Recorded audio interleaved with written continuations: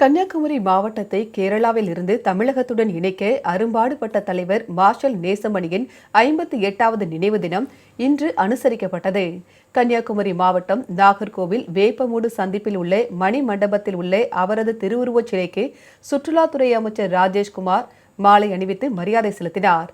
இந்நிகழ்ச்சியில் மாவட்ட ஆட்சியர் பிரதாப், மாநகர் மாவட்ட காங்கிரஸ் தலைவர் நவீன்குமார், தவிக மாவட்ட செயலாளர் மாதவன் உள்ளிட்டோர் கலந்து கொண்டனர்.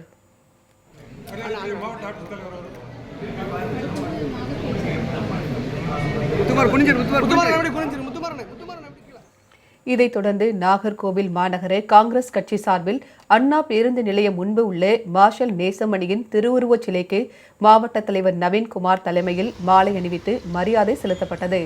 இந்நிகழ்ச்சியில் முன்னாள் மாவட்ட தலைவர் ராதாகிருஷ்ணன், முன்னாள் மாநகர தலைவர் அலெக்ஸ், மண்டல தலைவர்கள் செல்வன், ஆதிராம் உள்ளிட்டோர் கலந்து கொண்டனர்.